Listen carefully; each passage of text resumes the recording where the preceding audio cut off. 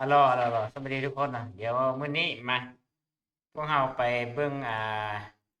วิเคราะห์แอดว่าเป็นหยังมันคือเก็บเงินทุกคนแพงแท้เราก็ถือเก็บคือกันเด้อแต่พอรู้วิธีเบิ่งแล้วมันก็โล่งหายใจเนาะก็โล่งใจคือตัวนี้มันกำลังค้างชำระอยู่ให้ทุกคนเข้ามาที่การเรียกเก็บเงินและการชำระเงินตัวนี้เด้อเข้าไป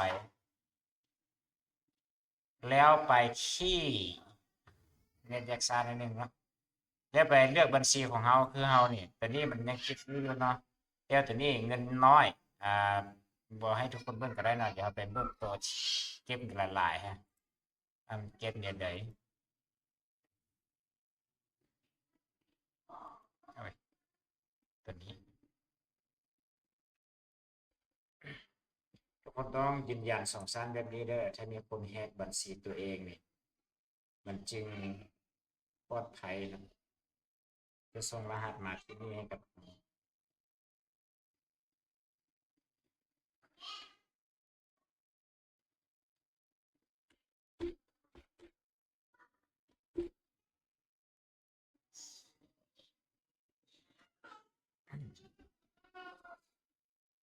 เพื่อแล้วมาเลือกบัญชีของเรา เลือกบัญชีตัวนี้เนาะตัวนี้เป็นพอร์ตพาริโอมาเลือกบัญชีตัวนี้ว่าอ่าตัวพอร์ตพาริโอเนี่ยมันจะดูแลห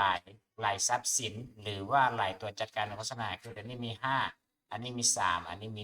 1เราต้องมาเลือกบัญชีนี่คือตัวนี้เนาะที่เรายิงประจำ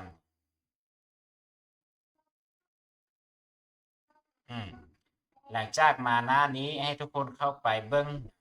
นี่มันเก็บเงินเฮาแล้วยังบ่ทันสำราญนี่คือ42เหรียญเนาะแล้วเราไปเบิ้งว่า42เหรียญนี่มันเก็บมาจากไสแล้วก็ตัวรุ่มนี้43เหรียญเนี่ยมันเก็บมาจากไสเดี๋ยวจะเอาตัวละลายไปเบิ่งเด้อเดี๋ยวไปเบิ่งตัวทำอิฐนี้ก่อนตัว42เหรียญนี้ก่อนเนาะเข้าไปตัวนี้เด้อบ่ต้องเข้าไปบนอื่นเข้ามา ID ธุรกรรมตัวนี้เข้าไป นี่มันจะโซเลยว่า31เหรียญตัวนี้แม่นเกิดมาจากอ่าแคมเปญตัวนี้เนาะแล้วก็7.30เหรียญมาจากโฆษณาตัวนี้เป็นอย่างจึงทุกครั้งที่ยิงแอดจึงบอกให้ทุกคนใส่ชื่อแคมเปญหรือว่าใส่ชื่อสุดโฆษณาเพราะเวลาเรามาเบิ่งตัวนี้เนี่ยเราจะรู้เลยว่าแม่นโฆษณาของเราแต่ถ้าเราบ่ใส่เลย ถ้ามีคนแฮกเกอร์เข้ามาเนี่ยเขาใส่ชื่อแปลกๆหรือว่าเขาใส่ชื่อบ่ใส่ชื่ออย่างไรแบบนี้เนี่ยเขาจะบ่รู้เลยว่าแม่นแคมเปญของเรานี่ยิงอยู่หรือบ่นะแต่สำคัญก็คือ ID ตัวนี้ว่ามันแม่นของเราบ่เนาะ ID สุดโฆษณาจะให้กลับขึ้นไปเบิ่งสุดโฆษณาแล้วจะรู้ว่าแม่นสินค้าของเราหรือบ่ทุกคนเข้าไปที่ตัวจัดการแอดเนาะคือจัดการแอดแล้วเข้าไปที่ตัวจัดการโฆษณาตัวนี้เราจะเห็น ID สุดโฆษณามันจะมีแคมเปญสุดโฆษณาแล้วก็โฆษณาให้กลับขึ้นไปเบิ่งตัวนั้นว่าแม่นของเราบ่ถ้าบ่แม่นแสดงว่ามีคนแฮกเกอร์มายิงแอดของเรานี่ก็คือวิธีหนึ่งที่เราเบิ่งตัวนี้7.30เหรียญตัวนี้31.70รวมทั้งหมดแม่นยอดตัวนี้เนาะที่เราต้องได้ชำระแต่เป็นอย่างต้องชำระถึง39เหรียญ42เหรียญเพราะตัวนี้บวกตัวนี้รวมเป็น39เหรียญแต่ภาษี3.90เหรียญก็เลยเป็น42.90เหรียญตัวนี้อ่าแล้วก็อีกแคมเปญหนึ่งที่ชำระหลายๆฮะก็คือ30กว่าเหรียญ43เหรียญตัวนี้ให้ไปเบิ่งตัวนี้คือกัน ID ธุรกรรมเนี่ยตัวนี้ก็คือกิ้งคำสองเนาะเมื่อไป10เหรียญถ้ามาวิเคราะห์เป็นจึงเมื่อ43เหรียญไป39เหรียญคนทั้งที่เขาเคยยิงแอดเต้เมื่อแก้10เหรียญแต่มันจังคือมาตันฮอต43เหรียญนี่ตัวนี้ก็กิ้งคำคลาสคือกันให้ตัวนี้เป็นสำเนาเป็นสำเนาของชุดโฆษณาตัวนี้บางเทื่อนี่หนึ่งชุดโฆษณาเนี่ยมันอาจจะมีหลายอันนึงแคมเปญอาจจะมีหลายชุดโฆษณาคือตัวนี้นี่เป็นตัวแคมเปญของเขาตัวนี้แคมเปญตัวนี้ก็เป็นชื่อชุดโฆษณาและตัวนี้จะเป็นตัวที่เฮาสำเนาที่เฮ็ดหลายชุดโฆษณาออกมามีกิ้งคำสองคือกันอันนี้เมื่อ11เหรียญอันนี้เมื่อ10เหรียญธรรมดาแล้วจะเมื่อแค่22หรือว่า23เหรียญเท่านั้นเนาะแต่เป็นอย่างคือแพงเนี่ยมันมีตัวนี้นํนี่คือแคมเปญอีกตัวหนึง ก็คือ8 เหรียญเนาะแล้วก็ตัวนี้อีกซื้อลูกานี่อีกก็เป็น8 เหรียญอีกเนี่ยตัวนี้ดูเท่มีเสน่ห์นี่ก็คือ1.5 เหรียญรวมทั้งหมดแล้วจำเบิดอยู่ที่39.53 เหรียญแต่ว่าให้ทุกคนเบิ่งอีกว่าเครดิตโฆษณาของตัวเองเนี่ยมันอยู่ที่เท่าใดก็คือของเราเนี่ยอยู่ที่39.53 เหรียญแล้วมันจึงตัดเทื่อนึงถึงแม้นว่าเราจะยิงตัวกิ้งคำ2นี่หมดแค่10 เหรียญหรือว่า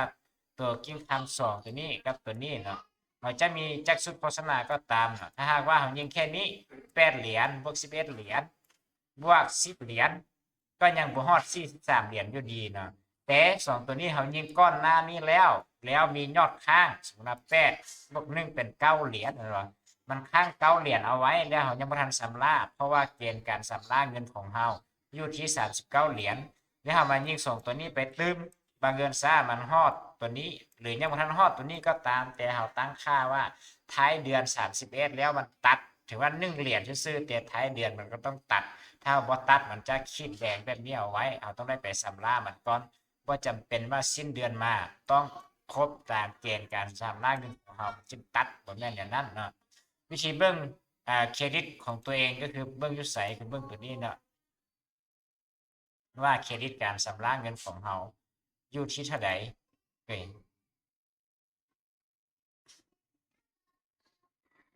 ตัวนี้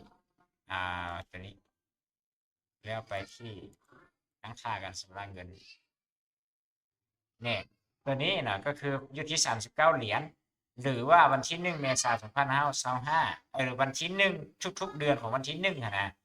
วันเรียกเก็บเงินรายเดือนถึงว่าเราจะชำระเมิดแล้วก็ตามเหลือแค่1 เหรียญ2 เหรียญก็ตามแต่สิ้นเดือนนั้นมื้อที่1ของเดือนถัดไปมันจะเรียกเก็บเงินเราเลยในจำนวนที่ค้างนั้นแต่ถ้าวันปกติตั้งแต่วันที่1ฮอดวันที่31เนี่ยเราต้องได้ครบตามเกณฑ์การเรียกเก็บเงินของเราก่อนตามเครดิตที่เราได้แล้วมันจึงตัดเทื่อนึงเนี่ยแต่ถ้าหากว่าเรายิงตัวนี้เมิด1 เหรียญเมิด2 เหรียญเมิด3 เหรียญยังบ่ทันฮอดตัวนี้มันก็บ่ทันได้ตัดเราได้เรายังยิงแอดต่อได้ตัวนี้เนาะฉะนั้นแล้วเนี่ยเมื่อใดที่มันมาครบตัวนี้เนี่ยแล้วเราคิดว่าเป็นหยังเราแค่ยิงแอดไปยังบ่ทันยังบ่ทันเมิดเลยเป็นหยังมันคือมันตัดเมิดแล้วฉะนั้นให้ทุกคนมาเบิ่งแบบนี้เด้อว่าที่มันกินเงินเนี่ยมันถูกตามที่เราตั้งค่าไว้หรือบ่หรือว่ามันบ่แม่นตามที่เราตั้งค่าตั้งค่าไว้เนาะหรือว่ามันเราลืมไปแล้วว่าเราเคยติดหนี้สะสมมาหลายๆมื้อติดต่อกันจนเราลืมไปว่าเรานี่เคยยิงแอดตัวใดแล้วมียอดค้างเท่าใดแล้วเป็นหยังคือมาสะสมให้เราจ่ายหลายขนาดนี้ให้มาเบิ่งแบบนี้เนี่ยเจ้ารู้ว่าชื่อแคมเปญของเราเป็นจั่งใดมีจักแคมเปญที่มันเรียกเก็บเงินตัวนี้เนี่ยตัวนี้ก็คือโปรโมตเด้อตัวนี้เด้อตัวนี้ยิงแอดตัวนี้ยิงแอดตัวนี้ตัวนี้ก็ยิงแอดฉะนั้นวิธีเบิ่งง่ายๆแค่นี้ถ้าหากว่าเงินที่เรายิงนั้นมันแพงเกินแล้วมาเบิ่งตัวนี้แล้วเราจะเข้าใจว่ามันเก็บจากตัวใดตัวใด Facebook นี่จะน้อยที่สุดเนาะที่จะโกงเงินของเราหรือว่าน้อยที่สุดที่จะคำนวณผิดพลาดให้กับเราแต่มีบางครั้งเราต้องไปรีเฟรชตัวนี้ก่อนเนาะหรือว่าโทรศัพท์นี่เราดึงถึงลงรูปมันให้มันรีเฟรชก่อนว่าจำนวนเงินนั้นมันถูกต้องหรือบ่บางเทื่อมันค้างอยู่ในระบบนั้นแล้วเราไปชำระที่มันเกินนั้นนะสมมุติว่ายิงแอด10 เหรียญแล้วลูกค้ามาจำนวนตรงตาม10 เหรียญบ่แต่ว่า2มื้อมันอาจจะค้าง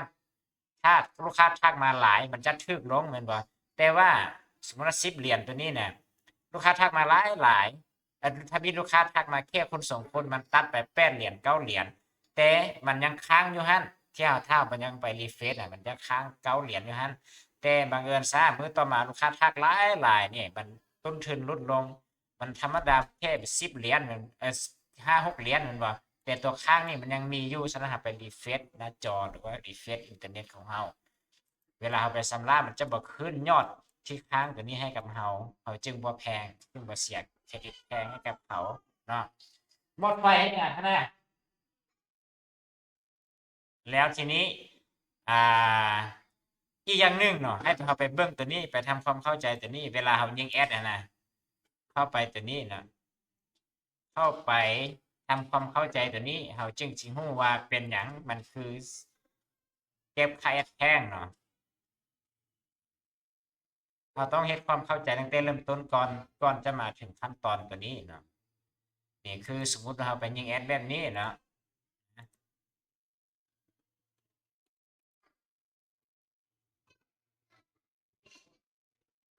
อ่า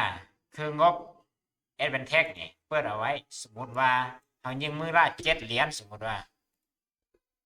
มันจะบอกว่าคนใช้จ่ายเฉลี่ย7เหรียญต่อวันยอดจ่ายสูงสุดต่อวันของคุณคือ 12.5 เหรียญและยอดใช้จ่ายต่อสัปดาห์สูงสุดของคุณคือ 49 เหรียญเอายิงมื้อหนึงธรรมดาตั้งค่าแค่7วันแต่เป็นหยังเมิดไปครึ่งมื้อแล้วยังบ่ทันเมิด24ชั่วโมงเลยเป็นหยังตัดฮอด7เหรียญแล้วนี่มันบอกว่ายอดใช้จ่ายสูงสุดต่อวันคือ 12.5 เหรียญถ้าตัวนี้บ่มีลูกค้าทักเข้ามามันจะคำนวณตัวนี้เข้าไปเพื่อดึงลูกค้ามาหาให้หลายที่สุดแต่ถ้าบ่มีลูกค้ามาเลยนี่มันก็จะกลับคืน12จุดเหรียญนี่มาอยู่ตรงนี้หรือว่าอยู่ประมาณ10เหรียญลงมาอยู่ระหว่าง8เหรียญ10เหรียญจะบ่ฮอด 12.5 เหรียญถ้าฮอดตัวนี้ก็คือลูกค้าต้องมาหลายแต่ถ้าบ่มีลูกค้ามาเลยนี่มื้อหนึงเนี่ยเราตั้งค่า7เหรียญแล้วมันกินไป 12.5 เหรียญเนี่ยถือว่าผิดปกติแต่ปกติที่เราเคยเทสมาเนี่ยถึงบ่มีเลยมันจะหมดแค่ตามที่เราตั้งค่าไว้เท่านั้น หรือบางมื้ออาจจะบ่ฮอด7เหรียญด้วยซ้ำไปถ้าบ่มีคนทักมาเลยเนาะเราตั้ง7เหรียญแต่มื้อเช้ามามันหมดแค่4เหรียญหรือว่า5เหรียญเท่านั้นเองฉะนั้นแบบนี้1มื้อหรือ24ชั่วโมงบ่มีคนทักมาปิดเลยประเทศลาวบ่คือประเทศอื่นๆน่ะที่มีประชากรหลายที่มีความสนใจกลุ่มสินค้าคือเฮาปกติแล้วระบบมันจะบอกว่าให้ปล่อยแอดปลาไว้อย่างน้อย3-7มื้อแอดจึงแล่นดีหมายถึงว่าถ้ามีลูกค้าเข้ามาเนาะแต่ถ้าประเทศลาวเฮานี่ลูกค้ากลุ่มเป้าหมายน้อยเดียวเองถ้าจะให้เบิด3-7มื้อนี่แหละเอายิงมื้อหนึง7เหรียญบ่7มื้อ7เป็น49เหรียญแล้วเราบ่ยังบ่มีลูกค้าจักคนเลยนี่ก็บ่จำเป็นต้องเปิดไว้แอดที่แล่นดีเนี่ยเปิด24ชั่วโมงมันก็แล่นดีไปแล้วเนาะแต่ถ้าแล่นบ่ดีก็คือแล่นบ่ดีก็ประมาณนี้เด้อให้ทุกคนทำความเข้าใจ แล้วก็ไปเบื้องคืนว่าเป็นย้อนเฮาตั้งค่าผิดพลาดหรือว่าเป็นย้อนเฮายังบ่ทันเข้าใจระบบหรือว่าเป็นย้อนเฮาลืมว่าเฮาเคยมีเครดิตติดหนี้มาก่อนคือต้นทมิตที่เว้าหั่นเนาะได้ไปกดคืนเบิ่งเด้อทุกคนเด้อ